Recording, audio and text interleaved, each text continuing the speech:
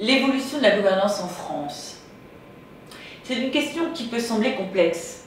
Elle l'est sans doute, mais je crois qu'on peut l'aborder de manière pédagogique, et notamment en s'inspirant de modèles de gouvernance qui sont différents en Europe, pour voir ce que la France peut tirer en s'inspirant des modèles allemands, des modèles britanniques, des modèles scandinaves par exemple, tirer le meilleur de ces modèles pour faire en bon français un benchmark et améliorer le modèle de gouvernance français qui laisse encore à désirer.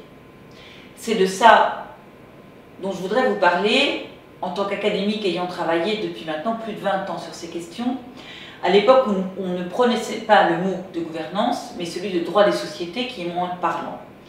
Donc attaquons-nous, si vous le voulez bien, à cette question de l'évolution de la gouvernance en France. Mais après tout, c'est quoi la gouvernance? Parce que derrière ce mot qu'on utilise à tort et à travers, il y a des conceptions culturelles et sociopolitiques extrêmement différentes. Et c'est là que ça devient intéressant. Dans la conception anglo-saxonne, qui est la conception largement dominante, du moins jusqu'à la crise qui nous a touchés et qui nous a sérieusement interpellés, la gouvernance, c'est tout simplement les processus et les mécanismes qu'on va mettre en place pour réguler le rapport au pouvoir du dirigeant de l'entreprise et des actionnaires qui sont censés être propriétaires de l'entreprise et donc demander des comptes aux dirigeants. Ce mot de gouvernance, corporate governance, est né il y a une quinzaine d'années aux États-Unis. C'est une vraie montée politique des actionnaires qui, ayant apporté le capital à l'entreprise, considéraient que les dirigeants commençaient à ne plus leur rendre de compte, à s'approprier les décisions sans tenir compte du fait que c'était quand même grâce à eux que l'entreprise existait.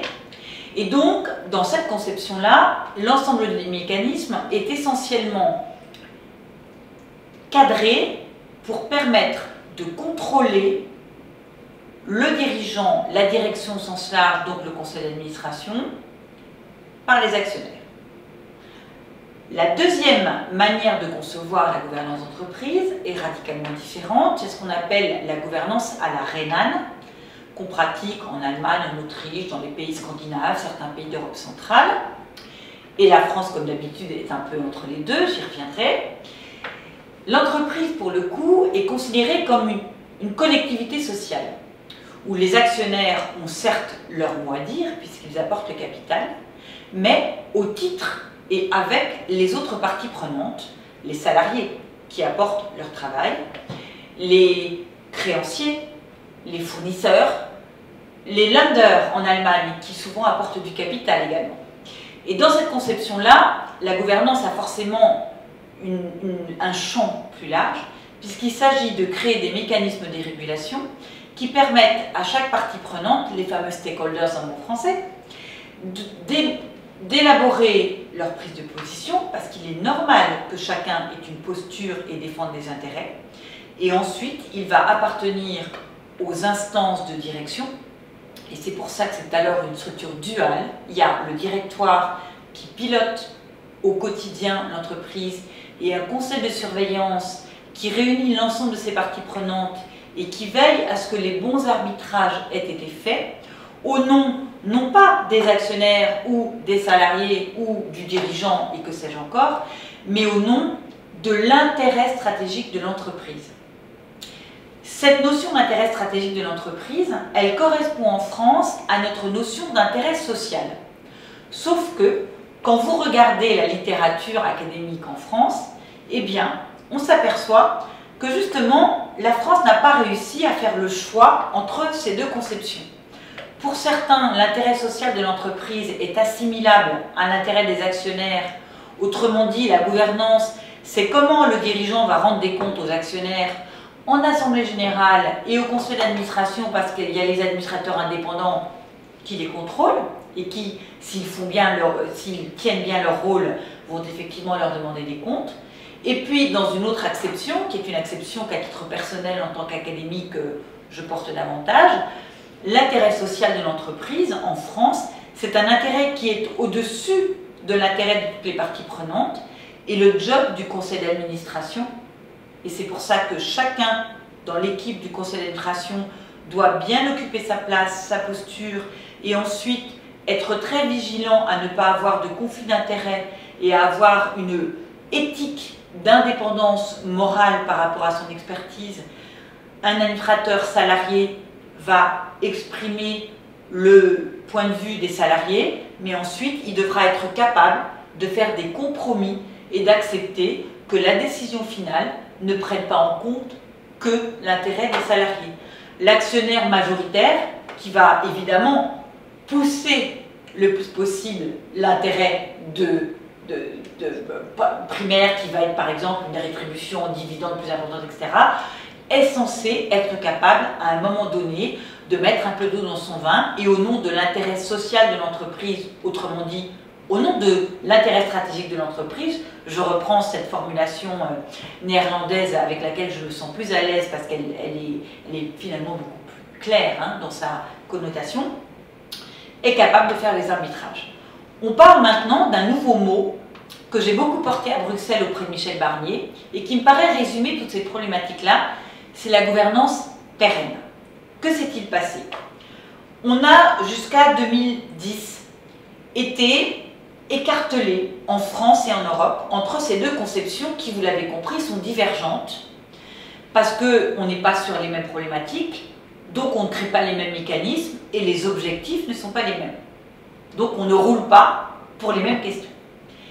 La crise démontre, crise structurelle, crise de système, démontre qu'on est au bout du rouleau et que la version on protège les actionnaires ont tous les droits, il faut diriger l'entreprise au nom des actionnaires, a largement atteint ses limites. La preuve, crise financière dramatique. Donc, par la fenêtre, puisqu'elle ne pouvait pas rentrer par la porte, arrive le challenger de la conception Renan. Et la fusion de tout ça, c'est le concept de gouvernance pérenne.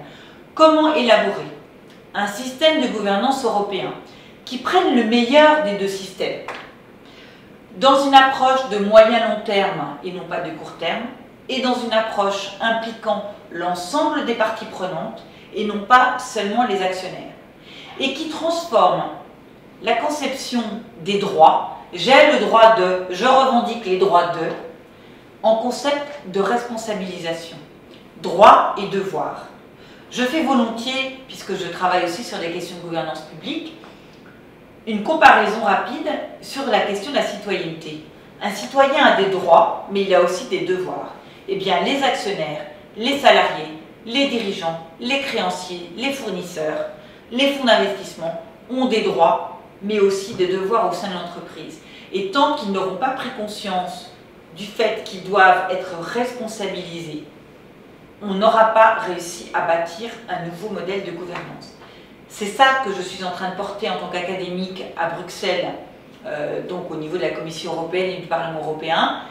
C'est en fait un mix entre la conception classique anglo-saxonne de la gouvernance et, vous l'aurez deviné, j'en suis sûre, les concepts de responsabilité sociale et environnementale de l'entreprise qui exigent cette approche beaucoup plus large, cette approche de moyen terme et donc de travailler ensemble pour que l'entreprise subsiste non pas à 3 mois ou à 6 mois, mais dans une approche de développement à long terme et qui exige le ralliement, la mobilisation de tout le monde face à la complexification du monde d'aujourd'hui et à la compétitivité, la compétition de plus en plus ardue.